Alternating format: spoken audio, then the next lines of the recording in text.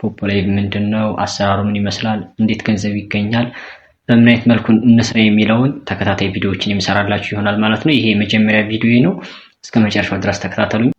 ሰላም ጤና ይስጥልኝ። እንዴት ናችሁ? ስለ ፖፖ ላይቭ የተለያዩ 12 ክፍል የሚሆኑ ተከታታይ ቪዲዮዎችን የሚለውን ተከታታይ ቪዲዮዎችን የምሰራላችሁ ይሆናል ማለት ነው። ይሄ የመጀመሪያ ቪዲዮ ነው። እስከ መጨረሻው ድረስ ተከታተሉኝ። ሐሳባችሁን አስተያየታችሁንም አስቀምጡልኝ። ፖፖ ላይቭ ሰዎች የቀጥታ ስርጭት ወይም ደግሞ ላይቭ ስትሪም በማድረግ ከተመልካቾች ጋር በመወያየት እና የተለያዩ ተግባራትን በማድረግ ገቢ የሚያገኙበት የማህበራዊ ትስስር መተግበሪያ ወይም ደግሞ አፕሊኬሽን ነው። የአፕ ዋና ዋና አሰራሮች እና ገቢ የሚያስገኙ መንገዶች ምን ይመስላሉ የሚለውን እንመልከት። አንደኛው አካውንት አከፋፈትን ስናይ እንግዲህ አካውንት አከፋፈትና ማረጋገጫ ወይም ደግሞ ቬሪፊኬሽን የምንለው ነው። አካውንት እንከፍታለን። አፕሊኬሽኑ ካወረድን በኋላ ከፕሌይ ስቶር አፕ ስቶር ወይም ፕሌይ ስቶር ላይ አፕሊኬሽኑን እናወርዳለን። ከዛ በኋላ በስልክ ቁጥር ወይም በጉግል አካውንት ወይ ደግሞ በፌስቡክ አካውንታችን መመዝገብ ይቻላል። የፊት ማረጋገጫ ፌስ ኦተንቲኬሽን የምንለው እናገኛለን። እሱን መስጠት አለብን። የፊት ማረጋገጫ የፊት አሻራ የምንለው ማለት ነው። ገቢ ማግኘት ለመጀመርና ላይቭ ለመግባት አፑ እውነተኛ ሰው መሆኑን ለማረጋገጥ እውነተኛ ሰው መሆናችንን ለማረጋገጥ ማለት ነው የፊት ስካን ፌስ ስካን ይጠይቃል። ፌስ ቬሪፊኬሽን የምንለውን እሱን መስጠት አለብን ማለት ነው። ከኔ ጋር መስራት የምትፈልጉ ሰዎች ካላችሁ ኪንግደምስ ቲዩብ ተከታታዮች ማለት ነው ኪንግደምስ ፋሚሊ የሚባል ቴሌግራም አለ። እሱን ሊንኩን አስቀምጥላችኋለሁ ወይም ደግሞ እሱን ሰርች አድርጋችሁ ቴሌግራም ላይ በግሩፕ አማካኝነት ዳውንሎድ አድርጋችሁ አብረን መስራት የምንችል ይሆናል ማለት ነው። ወደ ሁለተኛው ስንቀጥል ዋና ዋና የገቢ ማግኛ መንገዶች ምን ይመስላል የሚለውን እኔ የቀጥታ ስርጭት ነው። ላይቭ ስትሪሚንግ የምንለው ላይቭ በመግባት ከተመልካቾች ጋር ማውራት፣ መጫወት ወይም ደግሞ ችሎታን ማሳየት ነው። ላይቭ በሚቆዩበት ሰዓት ደግሞ ተመልካቾች የሚልኩትን የቨርቹዋል ስጦታዎች ወይም ጊፍት የምንላቸውም ወደ ፖይንት ይቀየራሉ።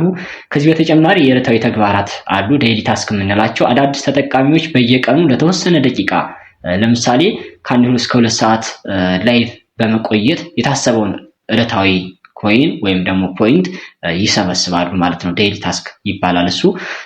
ሌላው አማራጭ ምንድነው? ላይቭ ወይም ደግሞ ፒኬ ይባላል። ላይቭ ፒኬ የቀጥታ ውድድር ነው። በላይቭ ላይ የሚገኙ ሰዎች ጋራ ፒኬ በመላክ እንዴት ይላካል የሚለውን ወደፊት የሚሰራላችሁ ይሆናል። ከነሱ ጋራ 2 ላይቭ የገቡ ሰዎች እርስ በእርስ የሚወዳደሩበት ስልት ነው። በውድድሩ ወቅት ተመልካቾች በብዛት ስጦታ የሚልኩለት ሰው አሸናፊ ነው። ብዙ ሰው ጊፍት የሰጠው ሰው አሸናፊ ይሆናል። በዚህም አማካኝነት ከፕላትፎርሙ አንደኛ ከፕላትፎርሙ ሽልማት ያገኛል፣ ሁለተኛ ደግሞ ከሰዎቹ በጊፍት መልክ የተሰጠውን ፖይንት ይሰበስባል ማለት ነው። ሶስተኛው ኤጀንሲ ነው። ኤጀንሲ የምንለው አለ። ኤጀንሲ ማለት እንግዲህ አንድ ሰው ኤጀንት ሆኖ ሲሰራ ሰዎችን ሲመዘግብ በስሩ ሆነው ሲሰሩ እነዛን እያስተማራ ከነሱ ፖይንትን ያገኛል። ያ ተሰብስቦ ክፍያ ይሆናል ማለት ነው። ብዙ ተጠቃሚዎች የተሻለ ክፍያና ድጋፍ ለማግኘት ኤጀንሲዎችን ይቀላቀላሉ። ኤጀንት በመሆንም ሌላ ሰዎችን ያሰራሉ፣ ያስተምራሉ። ስለ ፕላትፎርም በማስተዋወቅ የኤጀንት ኮሚሽን ያገኛሉ። ከዚህ በተጨማሪ ሰው በመጋበዝ ሪፈራል የምንለው ነው። የራስዎን የመጋበዣ ሊንክ ወይም ደግሞ ኢንቫይት ሊንክ በመጠቀም አዳዲስ ሰዎችን ወደ አፑ እንዲገቡ ማድረግ ነው። እነዛ ሰዎች በሊንኩ አማካኝነት ገብተው በእኛ ሊንክ አማካኝነት ገብተው አውርደው ሲጠቀሙ ቦነስ እናገኛለን፣ የኢንቫይት ማለት ነው። ከዚህ በተጨማሪ የክፍያና የገንዘብ አወጣጥ ሁኔታዎች አሉ። ዊዝድራዋል የሚባለው መንገድ ማለት ነው። በአፕ ውስጥ ወይም ደግሞ በፕላትፎርም ውስጥ የሰበሰብነውን ነጥቦች ፖይንትን ለምሳሌ 100,000 ፖይንት $10 አካባቢ ተመን አለው። የተሰበሰበውን ገንዘብ በዩኤስዲቲ በዶላር ማለት ነው 100,000 ፖይንት $10 ይሆናል።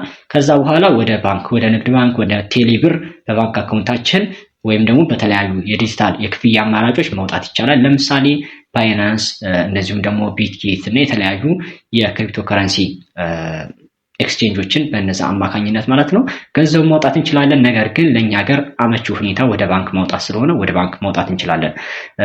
ጠቃሚ ማስታወሻ የመጨረሻ የምነግራችሁ ምንድነው? ፖፖ ላይቭ ላይ ስኬታማ ለመሆን የማቋረጥ ፍላጎት ሳይኖር በየቀኑ በቋሚነት ላይቭ በመግባት ጥሩ የቪዲዮ እና የድምፅ ጥራትን በማዘጋጀት ወይም ደግሞ ጥሩ ጥርት ያለ ቪዲዮ መኖር አለበት። የድምፅ ጥራታችን ጥሩ ቢሆን እንዲሁም ከተመልካቾች ጋር ጥሩ ግንኙነት ጥሩ ኮሚኒኬሽን መፍጠር እነዚህ ወሳኝ ጉዳዮች ናቸው ማለት ነው።